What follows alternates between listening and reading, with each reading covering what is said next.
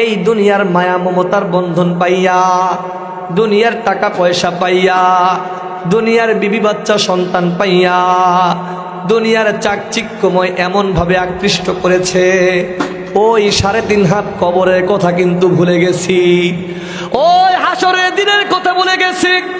যাই কিয়ামতের দিন হবে, একটা দিন হবে 50,000 বছরের সমান, ওই হাসরের ময়দানের কথা ভুলে গেছি।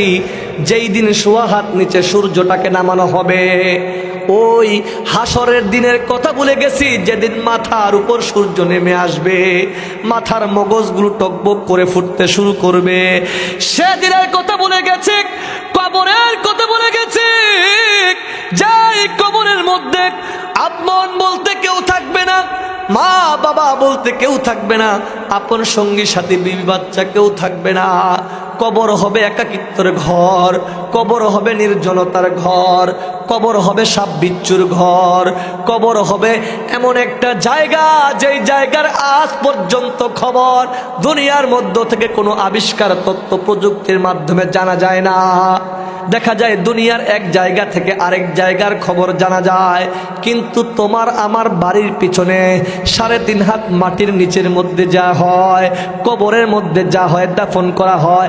দুনিয়ার তথ্য প্রযুক্তির যুগে, স্যাটেলাইটের যুগে, ইউটিউবের যুগে, ফেসবুকের যুগে, টুইটারের যুগে, গুগলের যুগে আজ পর্যন্ত কোনো তথ্য প্রযুক্তির আবিষ্কার হয় নাই যে কবরের মধ্যে কি হালতে মানুষ থাকবে, কবরের মধ্যে কেমন থাকবে, তার সঠিক তথ্য বের করার মতো প্রযুক্তি কিয়ামত পর্যন্ত হবে না। এই জন্যই বলতে চাই প্রিয় ভাই, দুনিয়ার জিন্দেগি ক্ষণস্থায়ী জিন্দেগি, এই জিন্দেগি পাইয়া যেন পরকাল না হারাই, চিরস্থায়ী জিন্দেগি যেন না হারাই। আল্লাহর দিকে ফিরে যাওয়াটাই যদি আমাদের হয়, আল্লাহ তাআলার কাছে ফিরে যাওয়াটাই যদি আমাদের জন্য আবশ্যক হয়ে যায়, তাহলে দুনিয়ার মধ্যে এত কিছু করার প্রয়োজন নাই। দুনিয়া অর্জন করলে আল্লাহর জান্নাতের নাজ নিয়ামত আমাদের জন্য উপভোগ করা সহজ হবে। যতটুকু অর্জন করলে আল্লাহ তাআলার দিকে, আল্লাহ তাআলার রাস্তায়, আল্লাহ তাআলার ইবাদতের প্রতি মনোনিবেশ হবে, সেই সম্পদ চাই। যেই সম্পদ উপকারী সম্পদ হবে, ওই সম্পদ আল্লাহর কাছে চাইব।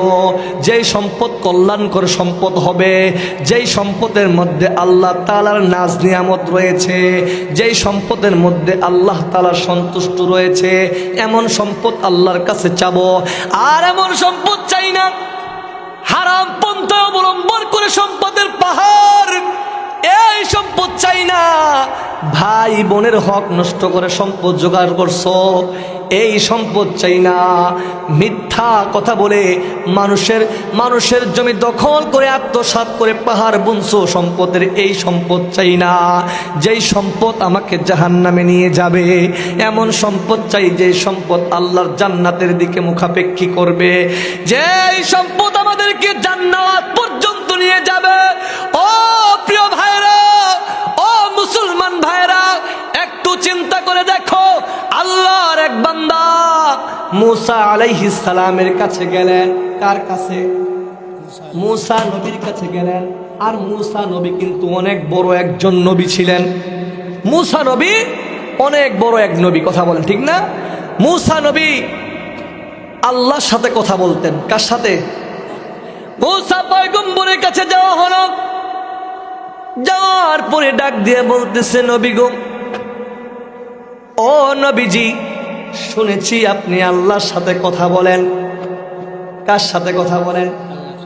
আপনি আল্লাহর সাথে কথা বলেন। ওগো নবীজি, আপনার কাছে আমার একটা প্রশ্ন ছিল।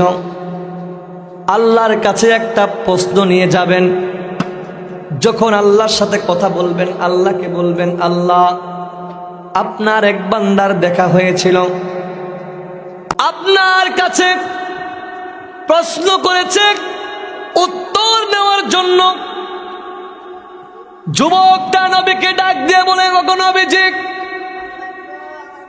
আল্লাহ তাআলা কি আপনি বলবেন, আল্লাহ তাআলা আমাকে এত পরিমাণ সম্পদ দান করেছে, যেই সম্পদগুলো আমার কাছে অনেক, ওই সম্পদগুলো আমার কাছে রাখা অনেক কষ্টের। এত পরিমাণ সম্পদ দিয়েছে, যেই পরিমাণের এত সম্পদ আমি গণনা করতে পারি না, আমার কাছে হিসাব নাই, আমার কাছে হিসাব নাই। মূসা পয়গম্বরকে বললেন, নবীজি আপনি আল্লাহকে বলবেন, আল্লাহ যেন আমার সম্পদের পরিমাণ সীমিত করে দেয়, আল্লাহ তাআলা যেন আমার সম্পদের পরিমাণ কমায় দেয়, আমার হিসাবের আওতাধীন করে দেয়। এত পরিমাণ সম্পদ হিসাব রাখা কষ্টকর হয়ে যায়। যুবকটা আল্লাহর নবীকে প্রশ্ন করে চলে গেলেন। মূসা পয়গম্বর চলতেছে, সামনে আরেক যুবকের দেখা হয়ে গেল। ওই যুবকটা নবীকে সালাম দিয়ে বলতেছে, ইয়া মূসা কালিমুল্লাহ, ওগো আল্লাহর পয়গম্বর নবী মূসা, আপনি আল্লাহর সাথে কথা বলার জন্য যাচ্ছেন, কিন্তু আমি আপনার কাছে একটা প্রস্তাব রাখলাম। আপনি যখন আল্লাহর সাথে কথা বলবেন, কথা শেষ হয়ে গেলে আল্লাহকে ডাক দিয়ে বলবেন, আল্লাহ আপনার এক বান্দার সাথে দেখা হয়েছে, আপনার বান্দা দুনিয়ার মধ্যে অত্যন্ত জীর্ণ শীর্ণ অবস্থায় জীবন যাপন করে। আপনার বান্দার কোনো টাকা নাই, পয়সা নাই, অর্থ নাই, সম্পদ নাই। আপনার বান্দার কোনো টাকা পয়সা নাই, আপনার বান্দার কোনো অর্থ অভিযোজ্য নাই, আপনার বান্দার সম্মান মর্যাদা নাই। আপনি আপনার বান্দার জন্য সম্পদ আপনি তাকে দান করেন, সম্পদ দান করেন।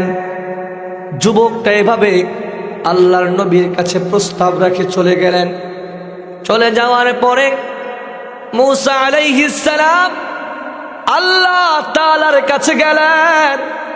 আল্লাহ তাআলার কাছে যাওয়ার পরে সব কথা যখন হয়ে গেল, মূসা পয়গম্বর প্রথম যুবকের কথা আল্লাহর কাছে বলতে শুরু করলেন। ডাক দিয়ে বলতেছে, ওগো আল্লাহ,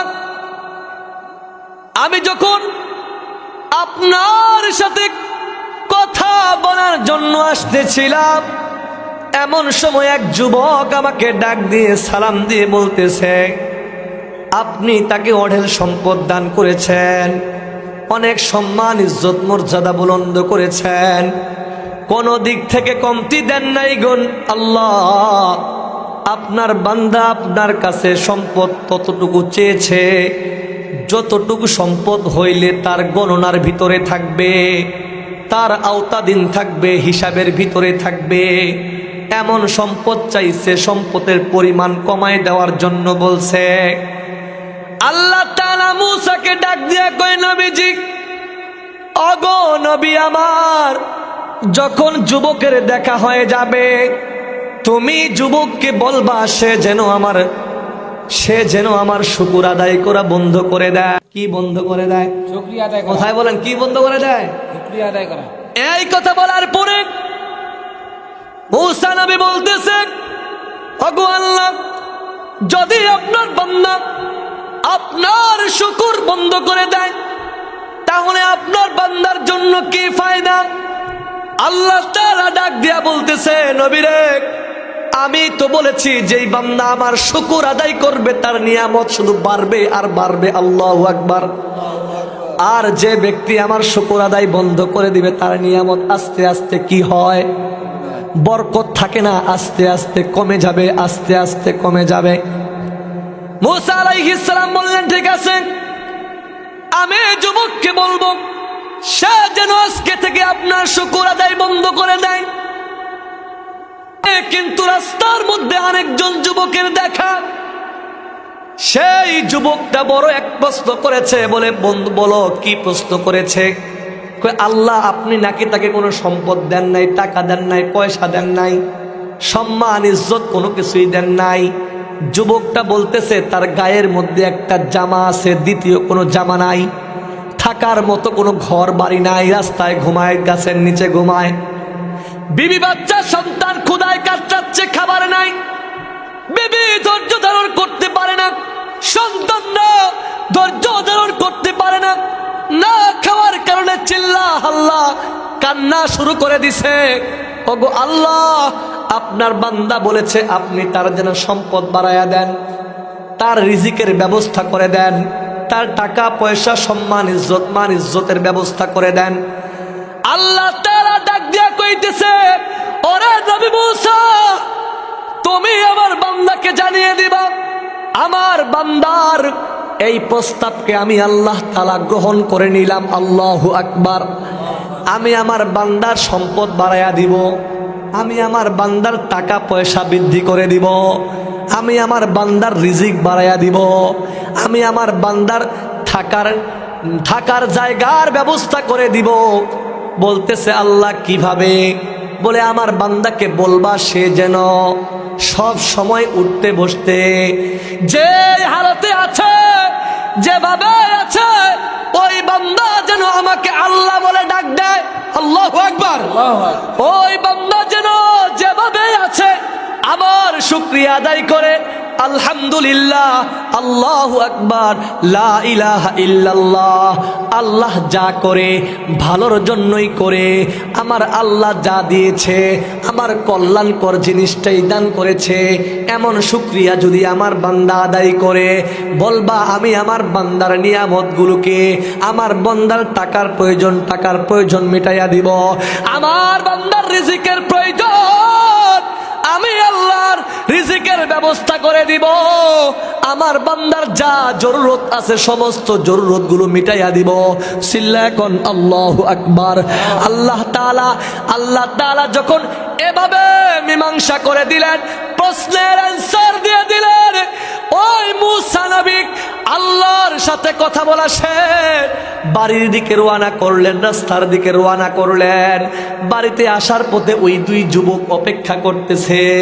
এক নাম্বার যুবকের দেখা হয়ে গেল, যেই যুবক বলেছিল আল্লাহ তো অনেক সম্পদ দিয়েছে, এত সম্পদ আমার তো গণনার ভিতরে নাই, এত সম্পদ হিসাব রাখতে পারি না, কারণ কিয়ামতের দিন প্রত্যেক সম্পদের হিসাব হবে কি হবে না? আমি আল্লাহর কাছে কি জবাব দিব, কি হিসাব দিব? এত পরিমাণ সম্পদ আল্লাহ আমাকে দিছে, কিন্তু আমি তো এর হিসাব রাখতে পারি না। আজকেও দুনিয়ার মধ্যে দেখা যায় কারো খাওয়ার মতো মানুষ নাই, আর কারো খাবার মতো খাবার নাই। কথা বলে না কেন? কারো বাড়ি ঘরের অভাব নাই, আর দেখা যায় কারো থাকার মতো বাড়ি নাই, কারো দেখা যায় সম্পদের অভাব নাই, কারো বাড়ি ভিটা জায়গা নাই। কথা বলে না কেন? কেউ প্রতিদিন গোস্ত মাছ খায় না, ডাস্টবিনের মধ্যে ফেলায়, কুকুরে খিলায়, কিন্তু এমনও মানুষ আছে বছরে একদিন গোস্ত খাইতে পারে না, মাসে একদিন গোস্ত খাইতে পারে না। কিন্তু মনে রাখবেন, আল্লাহ তাআলার কাছে কোনো বান্দা ছোট নাই, বড় নাই। মা বাবার কাছে সন্তান যেমন মা বাবার কাছে দামি, প্রত্যেক সন্তান যত আল্লাহর কাছে বাবা মার কাছে দামি, ঠিক প্রত্যেক বান্দাও আল্লাহর কাছে সমান দাম। কিন্তু কেন আজকে আপনাদেরকে শোনাবো, আপনি গরিব আমি বড় লোক কেন, আমার টাকা আছে আপনার টাকা নাই কেন? ইনশাল্লাহ বলবো, ধৈর্য ধারণ করেন। কিন্তু বলতেছিলাম, ওই যে যুবক বললেন আল্লাহ তাআলা এত পরিমাণ সম্পদ দান করছে, যেই সম্পদ আমার কাছে হিসাব রাখা, আমার কাছে গণনা করা, এর হিসাব আল্লাহর কাছে দিতে পারবো না। ওগো দয়ার মালিক, আপনি আমার সম্পদের পরিমাণ কমায়া দেন, আমার সম্পদকে আমার আওতাধীন, আমার হিসাব পরিমাণ করে দেন। এই কথা বলেছিলেন যেই যুবকটা, ওই যুবকটা রাস্তার মধ্যে দাঁড়িয়ে আছে। আল্লাহর নবীকে দেখার সাথে সাথে নবী মুসাকে ডাক দিয়া বলতেছে, নবী গো, ওগো নবী আমার, বলেন আল্লাহ তাআলার পক্ষ থেকে কি ফয়সালা এনেছেন? আল্লাহ তাআলা কি উত্তর দিয়েছে?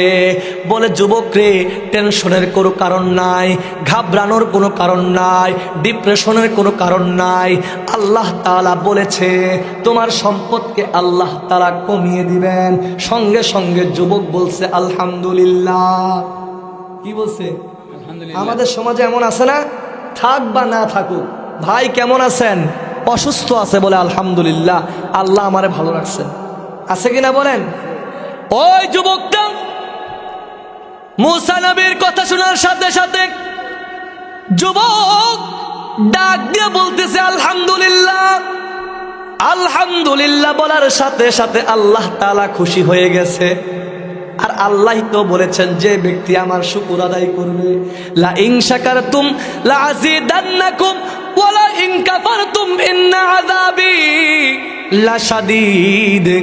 আল্লাহ তো বলেছেন যারা আল্লাহ তাআলার নিয়ামতের শুকর আদায় করবে, আল্লাহ তাআলার প্রশংসা করবে, আল্লাহ তাআলার কৃতজ্ঞতা আদায় করবে, আল্লাহ তাআলার বরত্ব, আল্লাহর মহত্ব, আল্লাহকে আল্লাহ বলে ডাক দেয়, আল্লাহ তাআলা ডাক দিয়া কয় আমি আল্লাহ আমার বান্দার সমস্ত নিয়ামতকে আরো বাড়িয়ে দেই। সুবহানাল্লাহ।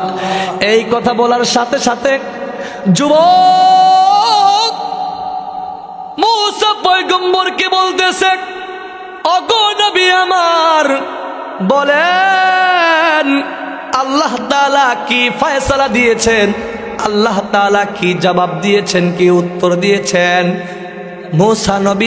মূসা নবী যুবককে ডাক দিয়ে বলে, যুবক রে, আজকে থেকে আল্লাহকে আলহামদুলিল্লাহ বলবে না, শুকর আদায় করবে না, আজকে থেকে কম কম শুকর আদায় করো। কারণ যত শুকর আদায় করবে তত সম্পদ বাড়বে, কমবে না। এই কথা বলার সাথে সাথে যুবক অশ্রুসিক্ত নয়নে কান্না করতে করতে একটা চিৎকার মেরে ডাক দিয়ে বলতেছে, ওগো পয়গম্বরে মূসা, তুমি কি শুনাইলা, কি শুনাইলা? আমি কেমন করে আমার আল্লাহকে ভুলে যাব? আমি কেমন করে আমার রবের প্রশংসা ভুলে যাব? আমি কেমন করে আমার রবকে আল্লাহ বলা থেকে দূরে থাকব?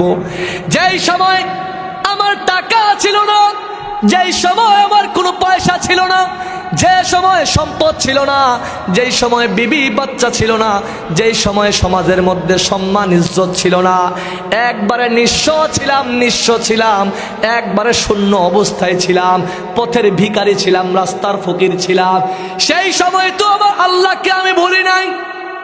যে সময় আল্লাহকে ভোলা দরকার সেই সময় তো আল্লাহকে ভুলি নাই। এখন সম্মানের অভাব নাই, সমাজের মধ্যে সবচাইতে সম্মানিত ব্যক্তি হলাম আমি।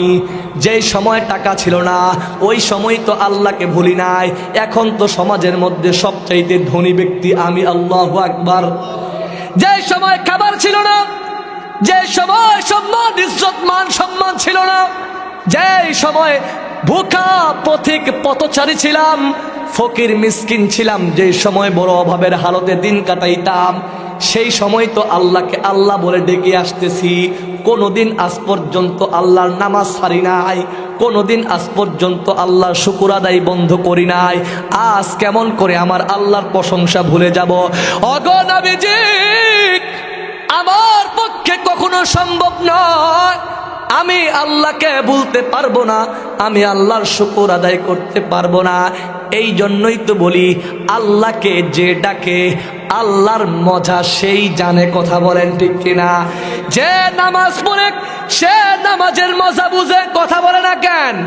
যে ব্যক্তি আল্লাহর ইবাদত বন্দেগী করে সে ব্যক্তি আল্লাহর ইবাদতের মজা বুঝতে পারে। যেই মা পর্দা করে সে বুঝে পর্দার গুরুত্ব কতটুকু। যেই বোন আল্লাহর ইবাদতের সাথে মশগুল থাকে সে বুঝে আল্লাহর নসরত কি জিনিস, আল্লাহর সুখ কি জিনিস, আল্লাহর নিয়ামত কি জিনিস। এইটা বোঝার জন্য আল্লাহর সাথে সম্পৃক্ত হতে হবে।